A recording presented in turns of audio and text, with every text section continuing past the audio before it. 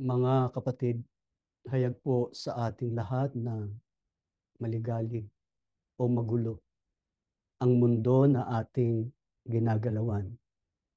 Ang mga digmaan sa Europa at gitnang silangan ay hindi matapos-tapos. Gayong nagsisikap naman ang mga pinuno ng mga bansa na mapigilan ang mga ito sapagkat labis ng nakapipinsala sa ekonomiya, hindi lamang ng mga bansang tuwirang sangkot sa digmaan, kundi ang buong mundo. Marami na pong buhay ang naibuwis at patuloy pang dumarami.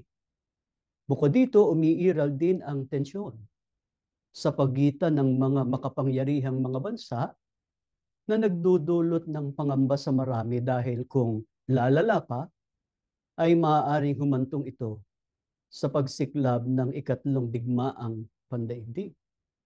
Subalit hayag po sa atin na patuloy namang nagsisikap ang mga namiminuno sa mga bansa na mag-usap at manawagan ng tungkol sa kapayapaan na nagbibigay ng kaunting pag-asa sa marami.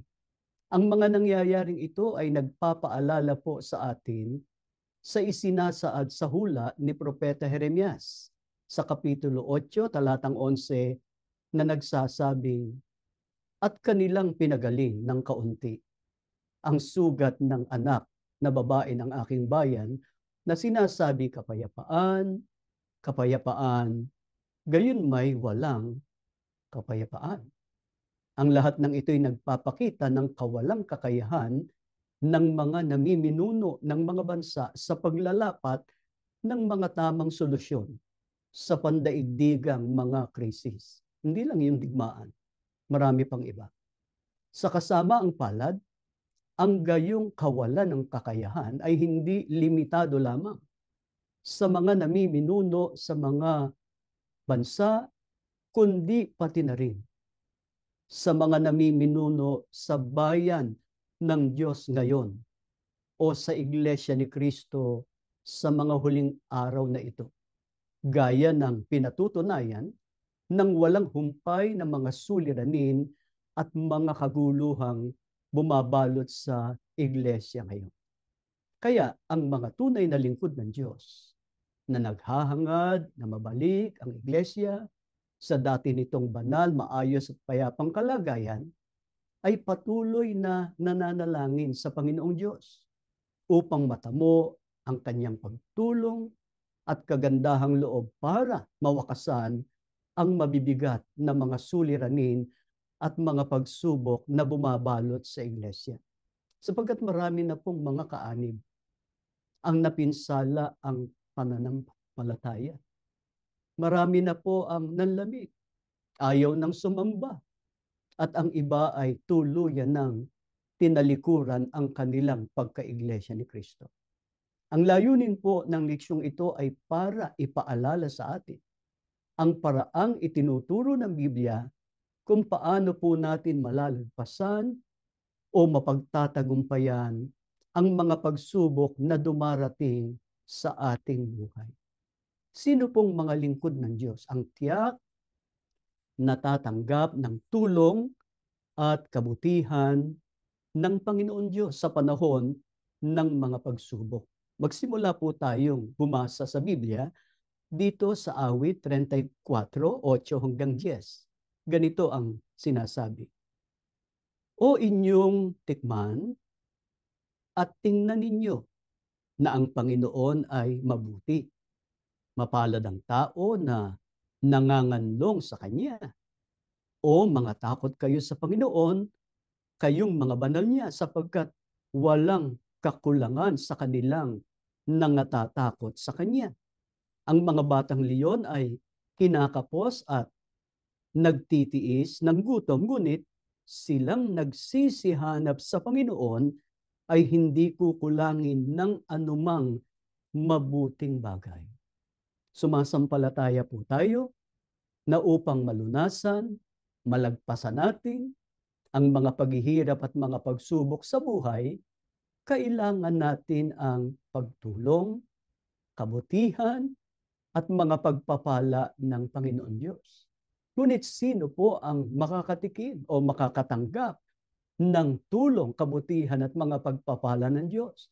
Ang sabi ng Biblia, mapalad ang tao na nanganganlong, natatakot, at humahanap sa Panginoon. Napakahalaga ng mga katangiang ito. Yung nanganganlong sa Panginoon, katumbas yun ng nagtitiwala sa Kanya o naglalagak ng pag-asa sa Kanya. Kailangan ding taglay natin ang pagkatakot sa Panginoon. Ano pong ikakikilala sa mga taong natatakot sa Panginoon? Pag binasa natin yung Kawikaan 8:13, sinasabi doon ang may takot sa Panginoon ay lumalayo sa kasama. Sumakatwid bukod sa panganganlong o lubos na pagtitiwala sa Diyos, napakahalaga po na tayo'y lumalayo sa mga kasamaan o sa mga kasalanan o lubos na nagbabagong buhay. Paano yung sinasabi ng Biblia na humahanap sa Diyos? Kailangan din yun. Ang isa po sa ikakikilala sa kanila, sangayon sa nakasulat sa unang Kronika 28:9, ang humahanap sa Panginoon ay pinaglilingkuran siya o sinasamba ng buong puso. Kaya, kahit ang marami po sa atin ay hindi na pinapayagang pumasok sa bahay-sambahan, habang marami sa mga nakadadalo pa sa pagsamba sa gusaling sambahan ay hindi na nasisiyahan sa tuwing sila'y sumasamba, hindi po ito dapat maging dahilan upang itigil na natin ang paglilingkod at pagsamba sa Diyos.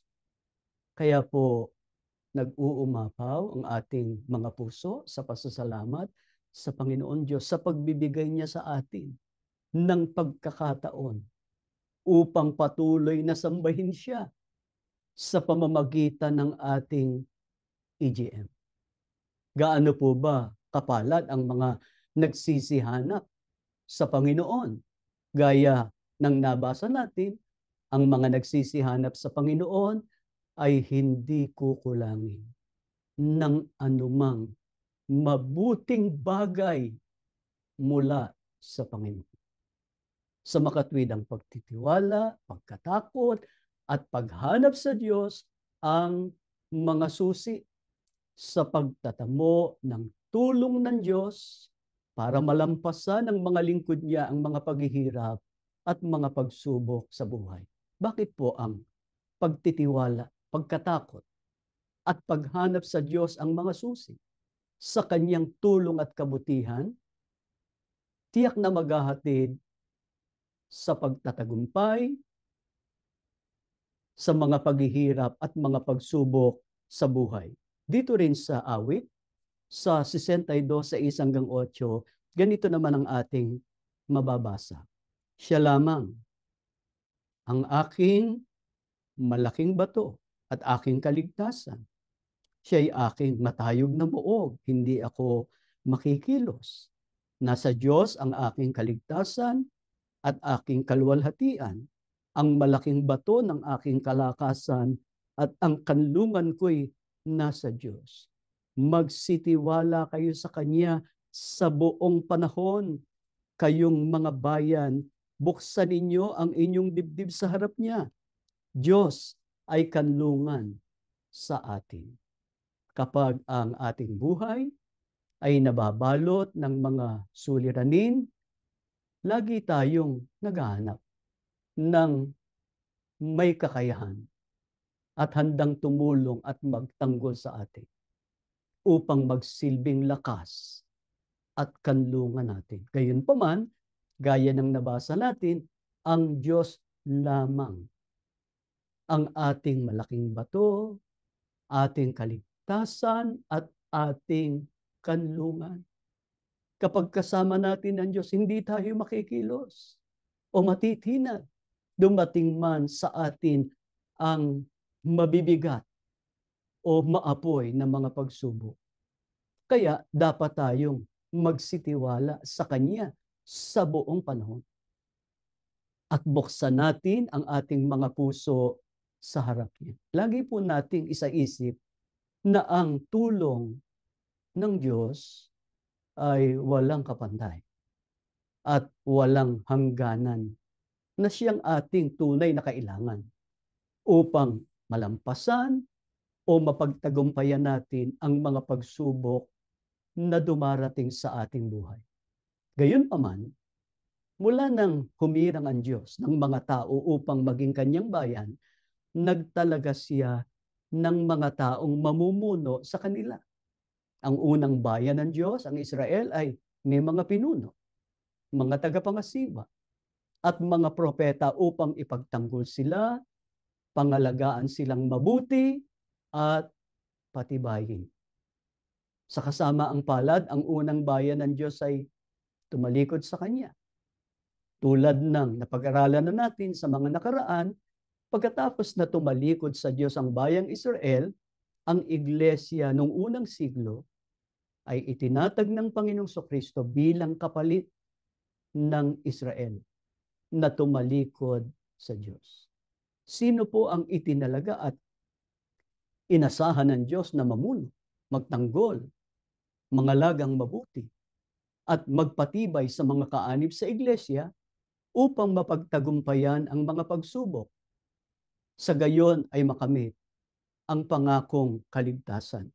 Basahin natin ang nakasulat dito po sa pahayag ni Apostol Pablo sa Efeso sa 4:11 hanggang 12. At pinagkalooban niya ang mga iba na maging mga apostol, at ang mga iba'y propeta, at ang mga iba'y ebanghelista, at ang mga iba'y pastor at mga guro sa ikasasakdal ng mga banal, sa gawaing paglilingkod, sa ikatitibay ng katawan ni Kristo. Hinirang po at inilagay ng Diyos sa iglesia ang mga apostol, ebanghelista, mga pastor at mga guro, katumbas ng mga tagapanguna sa iglesia, mga ministro at mga manggagawa at mga may tungkulin para sa ikatitibay at ikasasakdal ng mga kaanib sa iglesia. Sa makatwid sila po ang may pananagutan. At inaasahan ng Diyos na tumulong sa mga kaanib upang maging matibay sa pagharap sa mga pagsubok sa buhay, makarating sa kasakdalan at makatiyak sa pagtatamo ng kaligtasan. Ano po ang isa sa mga pangunahing tungkulin ng mga tagapanguna o mga ministro na inilagay ng Diyos upang mamuno, gumabay, at magpatibay sa kanyang bayan? Babasahin naman natin, nakasulat po dito sa Jeremias sa 8, mga talatang 19 hanggang 22. Narito, ang tinig ng hiyaw ng anak na babae ng aking bayan na mula sa lupain na totoong malayo. Hindi baga ang Panginoon ay nasa Siyon? Hindi baga ang kanyang hari ay nandoon? Bakit minungkahi nila ako sa galit ng kanilang mga larawang inanyuan at ng mga walang kabuluhan ng iba? Ang pag-aani ay nakaraan, ang tag-init ay lipas na, at tayo'y hindi ligtas. Dahil sa sugat ng anak na babae ng aking bayan, ay nasasakitan ako. Ako'y luksa. Ako'y natigilan. Wala bagang balsamo sa Galaad? Wala bagang manggagamot doon? Bakit nga hindi gumaling ang anak na babae ng aking bayan? Ang nabasa po natin ay pagdaramdam ng Diyos tungkol sa mga suliranin at kaguluhang dinanas ng kanyang unang bayan. Sa kabila ng katotohanan, meron silang mga pinuno.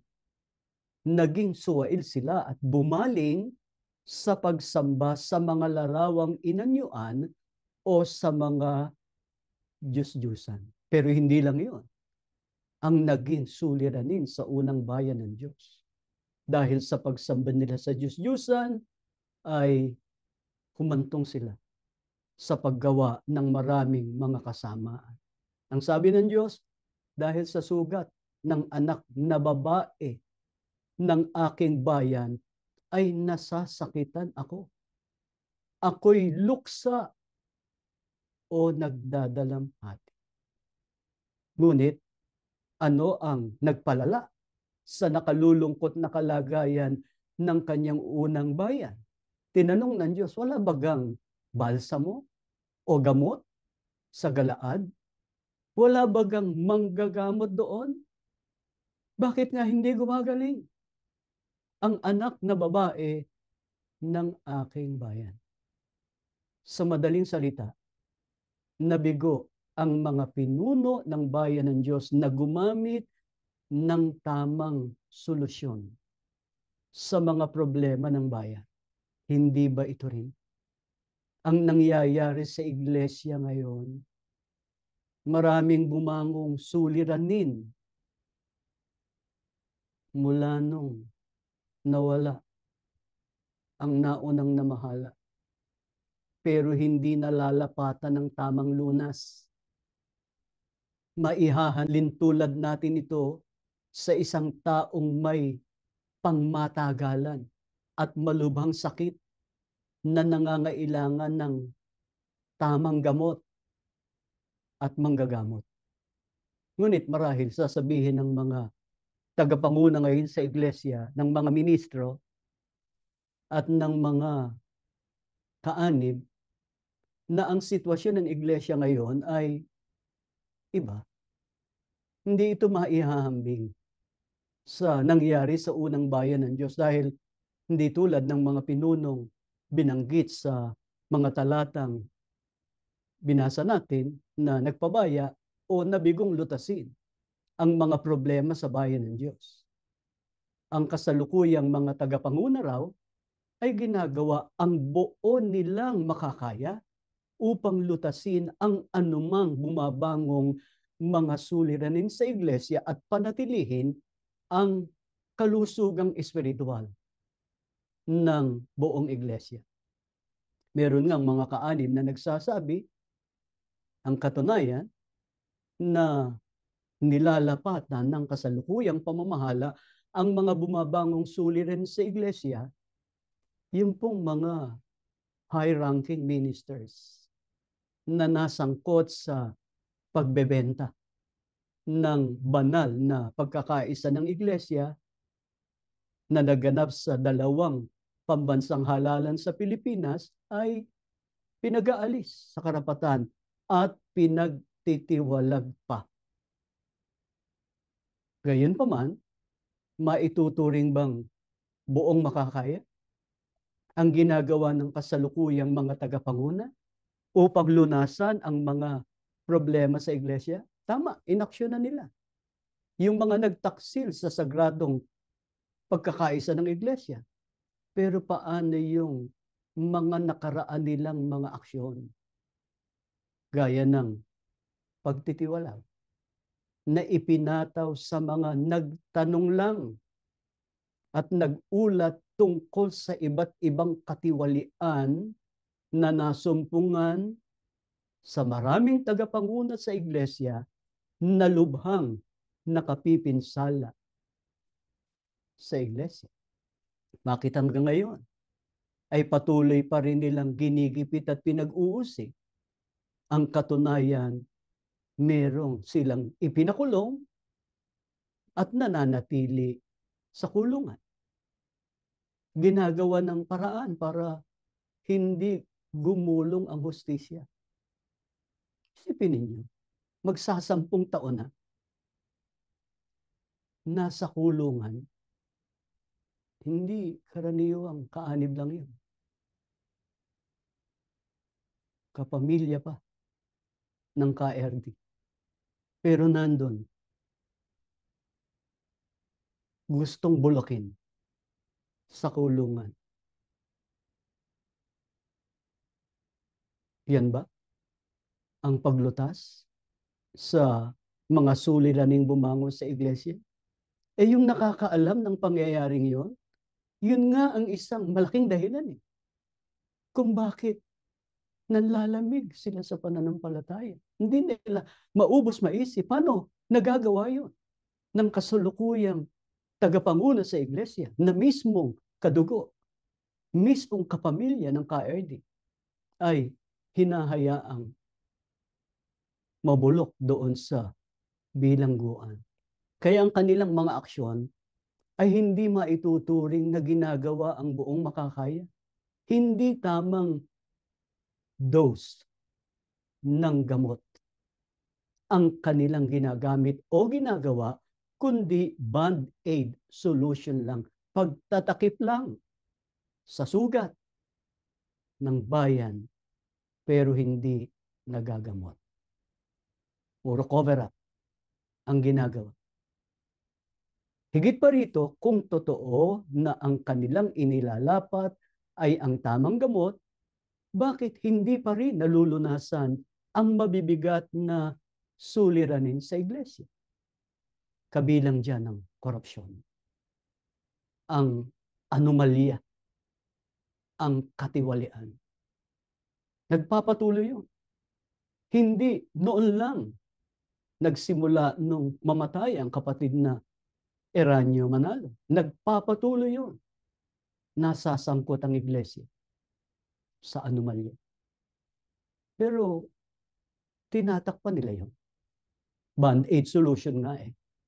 Hindi nalulunasan yung katiwaliang sinimulang pumasok sa iglesia mula ng ang nangunguna ay ang kasalukuyang tagapamahala.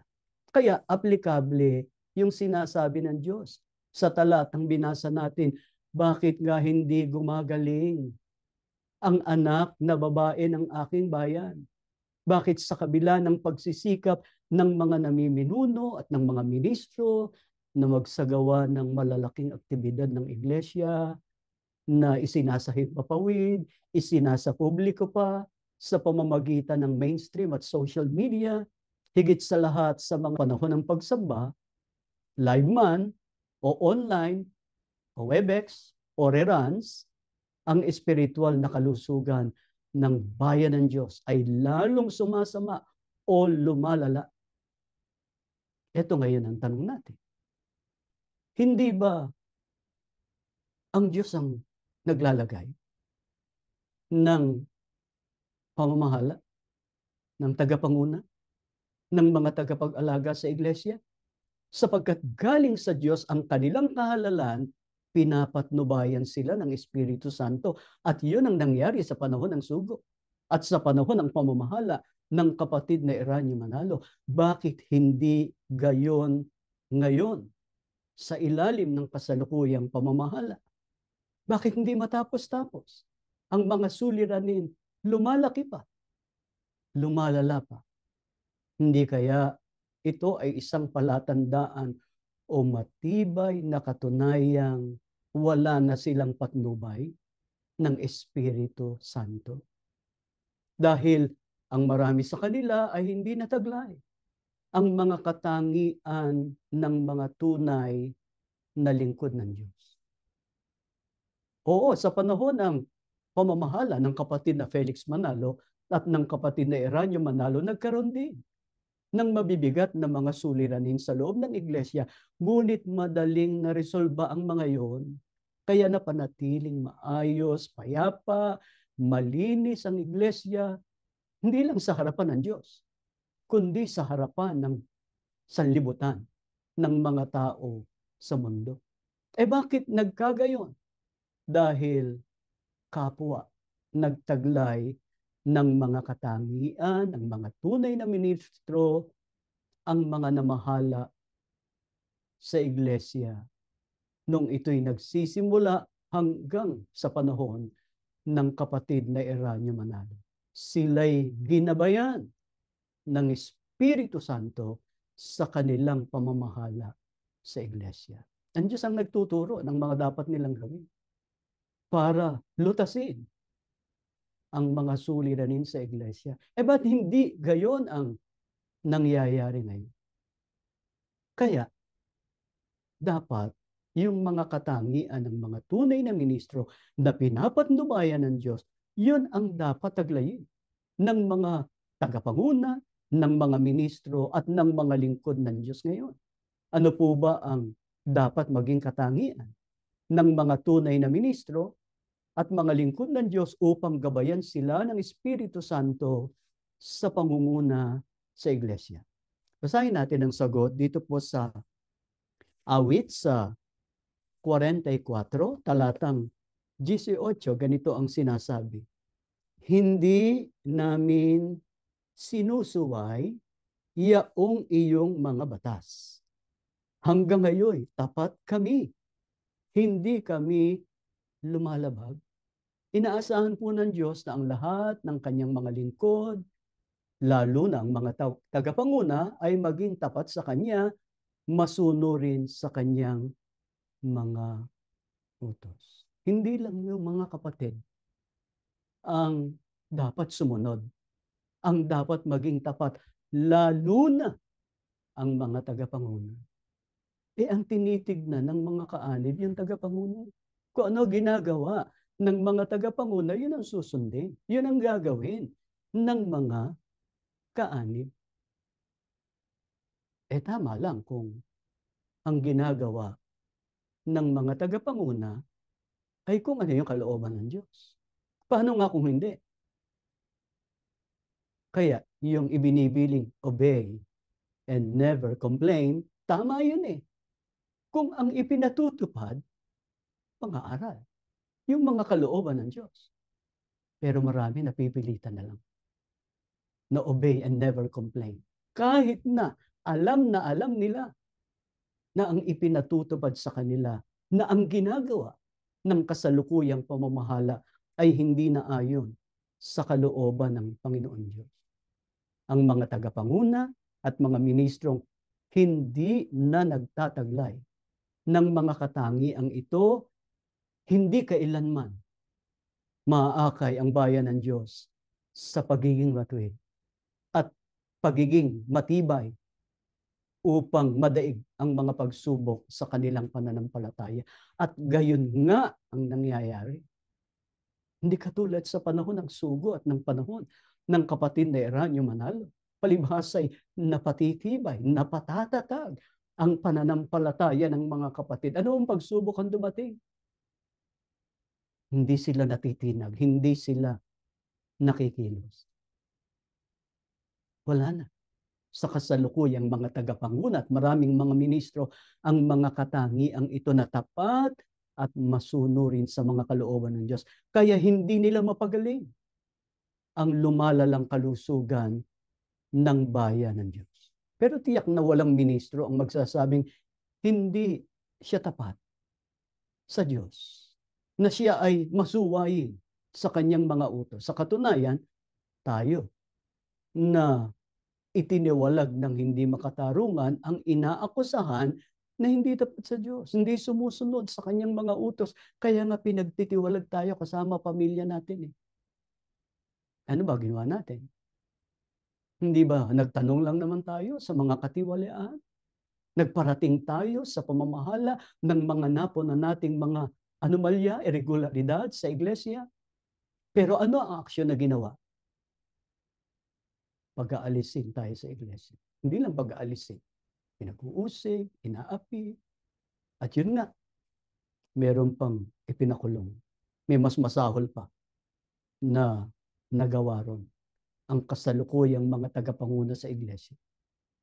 Maaari bang itago ng mga tagapanguna o ninumang lingkod ng Diyos ang kanilang kawalang katapatan sa Diyos at pagkamasuwayin o paglabag sa kanyang mga utos? Dinggin ninyo, nakasulat dito po sa awit 139, mga talatang 1 hanggang 4. Ako'y iyong siniyasat, batid mo ang aking buhay. Ang lahat kong lihim, Panginoon, ay tiyak mong nalalaman. Ang lahat ng gawain ko sa iyo ay hindi lingid. Kahit ikaw ay malayo, batid mo ang aking isip.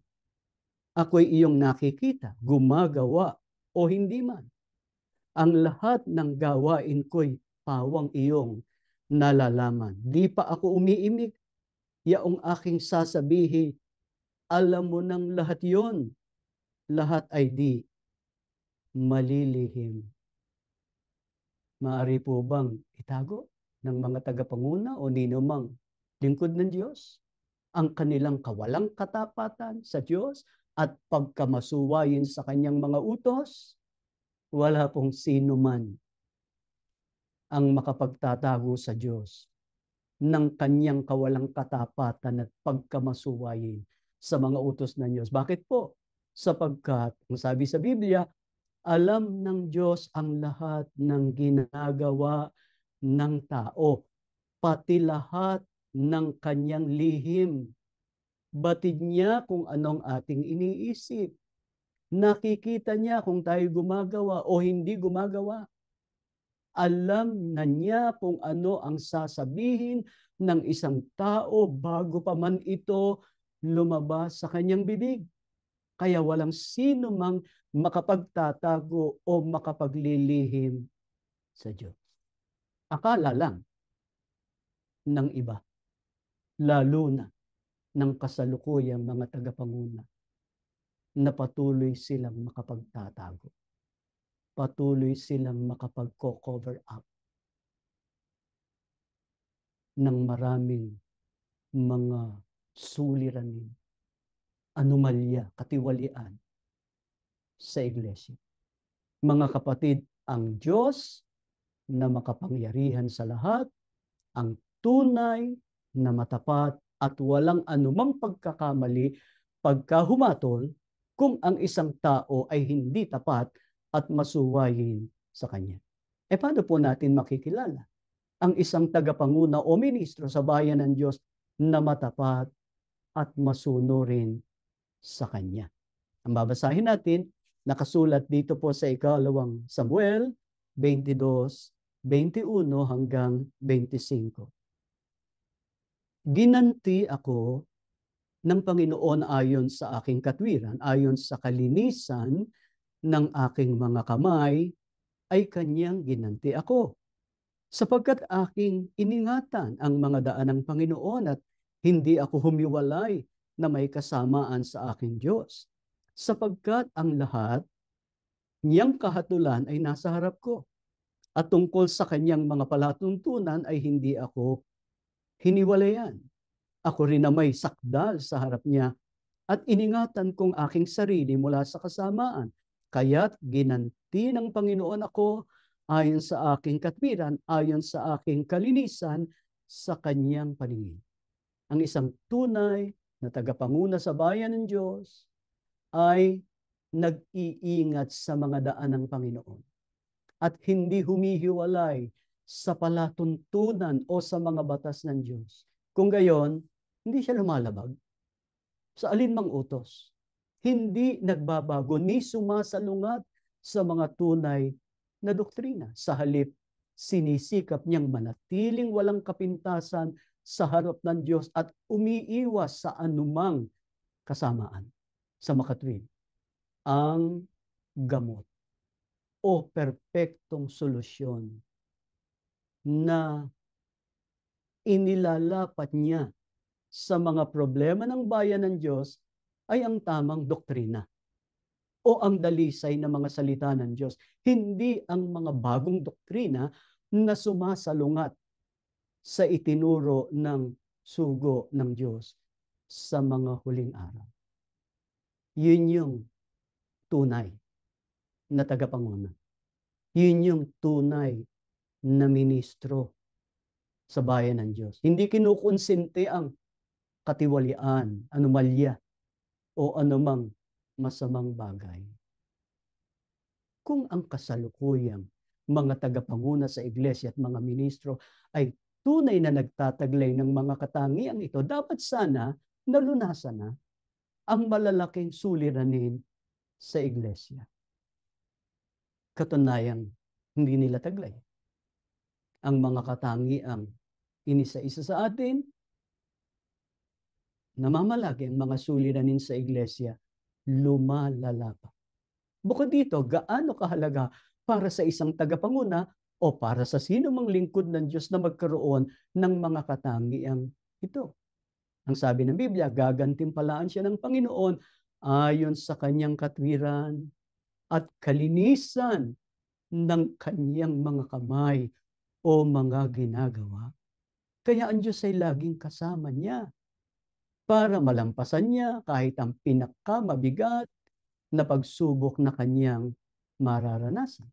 Tiyak na makararating siya sa kasakdalan ng pananampalatayang hinahanap ng Diyos upang makarating siya sa kaligtasan pagdating ng araw ng pag-upo. Kaya, mga kapatid, na patuloy na nakikinig sa aming mga pagtuturo sa EGM, di kayo nagsasawa kahit marami kayong sakripisyo, kahit marami ng mga nangunguna at mga ministro sa iglesia ang hindi na nagtataglay ng katapatan at pagkamasunurin sa mga kalooban ng Diyos. Kaya namamalagi ang napakalaking kaguluhan sa iglesia. Tayo na mula pa sa pasimula ay matatag ng naninindigan sa panig ng katotohanan ay dapat magsikap na manatiling walang kapintasan at tapat sa Diyos at sa kanyang tunay na mga aral na tinanggap natin sa sugo sa mga huling araw. Ngunit maaring sabihin ng iba sa inyo, kapatid, nahihirapan po ako na manatili at maingatang walang kapintasan sa harap ng Panginoon, tapat sa pagsunod sa mga doktrina. Dahil sa walang humpay at maapoy na pagsubok na nararanasan ko sa buhay, lalo na ang maapoy na pagsubok na bumabalot sa iglesia. Kaya naman ang pakiramdam ko ay pinabayaan na ako ng Diyos. Mga kapatid, kung meron tayong ganitong damdamin na lumalayo na ang Diyos, tinalikuran na tayo ng Diyos, ano ang dapat nating gawin? Pakinggan nyo, nakasulat dito po sa awit sa 27:9-12. Huwag mong ikubli ang iyong mukha sa akin. Huwag mong ihiwalay ang iyong lingkod ng dahil sa galit. Ikaw ay naging aking saklolo. Huwag mo akong itakwil o pabayaan man, O Diyos, ng aking kaligtasan. Bagaman pabayaan ako ng aking ama at ng aking ina, gayon may dadamputin ako ng Panginoon. Ituro mo sa akin ang iyong daan, O Panginoon, at patnubayan mo ako sa patag na landas dahil sa aking mga kaaway. Huwag mo akong ibigay sa kalooban ng aking mga kaaway, sapagkat mga sinungaling na saksi ay nagsibangon laban sa akin at ang nagsisihinga ng kabagsikan. Mga kapatid, pagka nararamdaman natin parang kebigat ng pagdadala ng buhay, lalo na ng pagharap sa mga pagsubok, dahil waring ang Diyos ay malayo sa atin, tinalikuran na tayo. Tularan po natin si David na isang tapat na lingkod ng Diyos. Sa kabila ng kanyang mga naranasan, maraming mga kaaway ang bumangon laban sa kanya, na gumagamit ng mga huwad na saksi at karahasan upang sirain siya. At sa ibabaw noon, naramdaman niyang parang galit ang Diyos at tinatago na niya ang kanyang mukha sa kanya. Gayunpaman, hinayaan ba ni David ang kanyang sarili na madaig ng mga pagsubok na naranasan niya? Hindi po. Sa halip, nakiusap siya, nagmakaawa siya sa Diyos. Huwag itago ang kanyang mukha. Huwag siyang talikuran sa galit. Huwag siyang iwan. Huwag siyang ibigay sa kanyang mga kaaway. Ano pong matibay na pananalig ni David? Kaya naman sa kabila ng matinding pagsubok na kanyang naranasan, sa halip na mawala ng pag-asa, patuloy siyang nagtiwala sa Diyos. Matibay po ang kanyang pananalig na bagaman pabayaan siya ng kanyang ama o ina tulad ng nangyari sa ilan sa atin, dadamputin siya o pangangalagaan siya ng Panginoon. Ito po ang tamang saloobin o reaksyon na dapat taglayin ng lahat ng mga lingkod ng Diyos para makapagtagumpay tayo sa mga pagsubok at maabot natin ang kasakdalan ng ating pananampalataya. Bago tayo magtapos, itanong natin sa Biblia, bakit tayo nakatitiyak na kung tama ang ating saloobin o reaksyon sa harap ng mga pagsubok, mananatili tayong tapat at masunurin sa Diyos, ay tutulungan at gagabayan niya tayo. Pakinggan yung huling talatang babasahin ko, nakasulat sa Isaiah 30, talatang 18. Dito natin babasahin sa ang salita ng Diyos. Pakinggan po ninyong mabuti. Naghihintay ang Panginoon na kayo'y lumapit sa Kanya para kaawaan niya. Nakahanda siyang ipadama sa inyo ang Kanyang pagmamalasakit sapagkat ang Panginoon ay Diyos na makatarungan at mapalad ang nagtitiwala sa Kanya. Bakit po tayo nakatitiyak? Na kung tama ang ating saloobin o reaksyon sa harap ng mga pagsubok, mananatili tayong tapat at masunurin sa Diyos, ay tutulungan at gagabayan niya tayo. Ang sabi sa talata, naghihintay ang Panginoon na kayo'y lumapit sa Kanya para kaawaan niya. Nakahanda siyang ipadama sa inyo ang kanyang pagmamalasakit sapagkat ang Panginoon ay Diyos na makatarungan at mapalad ang nagtitiwala sa Kanya. Mga kapatid, ang mga salitang ito ay sapat para magpalakas ng ating loob, magpatibay ng ating pananampalataya na hinding-hindi bibiguin ng Diyos ang mga naghihintay o lubos na nagtitiwala sa Kanya. Nakahanda siyang igawad ang Kanyang kaawaan at ipadama ang Kanyang pagmamalasakit sapagkat siya'y makatarungan. Yan ang Diyos natin. Yan ang Diyos ng Iglesia. Makatarungan. Kaya kung hindi makatarungan ang kasalukuyang mga tagapanguna sa Iglesia, dahil hindi na nga pinapatnubayan ng Espiritu Santo, mga kapatid, nariyan ang Diyos. Hindi tayo pababayaan. Kung nawala man ang sugo, nawala man ang ka-RD, pero yung patnubay ng Diyos hindi nawawala yun. Manghawak lang tayo sa mga aral na tinanggap natin sa kanila. Ngayong ang mga tagapanguna at mga ministro sa iglesia ay bigo sa paglalapat ng tamang gamot sa lumalalang kalusugan ng iglesia, sa halip sila pa ang nananatiling ugat o pinagmumulan ng mabibigat na problema sa iglesia, kailangan po natin ang pagtulong ng Diyos ngayon, higit kailanman.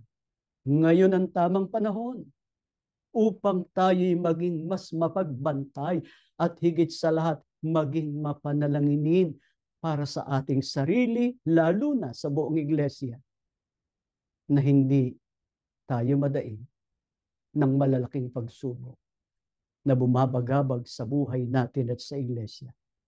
Pakatandaan po natin ang sinasabi sa huling bahagi ng talata. Ang Panginoon ay Diyos na makatarungan, mapalad ang nagtitiwala sa Kanya. Umasa kayo, umasa tayong lahat, matatapos ang mabibigat na suliranin sa iglesia. Maghahari ang katarungan at katwiran ng Diyos. Babalik ang kapayapaan, ang kaayusan, ang kalinisan, ang kabanalan ng Iglesia para mahanda tayo sa pagsalubong sa Panginoong Hesukristo pagparito. Yan po ang ating leksyon, mga kapatid. Tumayo kayo. Ama naming Diyos, habang nakikinig po kami ng iyong mga aral, daman-daman namin ikaw po ang kumikilos sa aming mga puso para lubos naming itiwala sa iyo ang lahat-lahat sa buhay namin. Diyos ka, punong-puno ng awat pag-ibig, makatarungan, naggagawad ng kaawaan, ng tulong at pagmamalasakit. Salamat po, Ama, nagkaganito man ang Iglesia at ganito man ang kasalukuyang kalagayan ng marami. Hindi ka nagpapabaya. Hindi ka po nagkukulang ng mabubuting bagay sa amin, sa aming sambahayan. Iniaabot po ang aming mga pangangailangan araw-araw. Dumarating ang mabibigat na mga suliranin, tinutulungan mo kami, nilulunasan mo ang aming mga bagabag. Dumarating ang mga karamdaman, minsay mabibigat pa. Subalit iniuunat mo po ang iyong makapangyarihang kamay para haplusin ang aming katawan. Biyaya pang lakas, dinudugtungan mo ang aming buhay. Higit sa lahat, pinag-aalab mo ang aming pananampalataya sa iyo para manatili kaming masunurin anuman ang hadlang, anuman ang pagsubok sa buhay. Ama, sana magpatuloy ang ganitong kahabagan mo sa amin. Kailanman, wag mo po kaming iiwan, wag mo kaming pababayaan sa kasalukuyang nangyayari sa mundo, sa kasalukuyang nangyayari sa iyong bayan. Pagka ikaw ang nasa panig namin, ikaw, Panginoon, ang nangunguna sa buhay namin, wala kaming anumang pangangambahan o katatakutan. Kaya ang pangako namin sa iyo ngayon, Panginoon, lalo kaming magtatapat, lalo kaming magiging masunurin. Wala man ang sugo at ang naunang pamahala sa iyo namin ipinangangako at patutunayan. Tapat kami sa iyo hanggang sa aming kamatayan.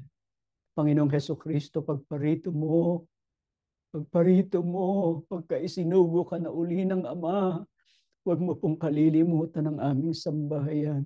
Huwag mo pong limutin ang marami na naming hirap at pagtitiis alang-alang sa Iglesia at sa paglilingkod namin sa iyo.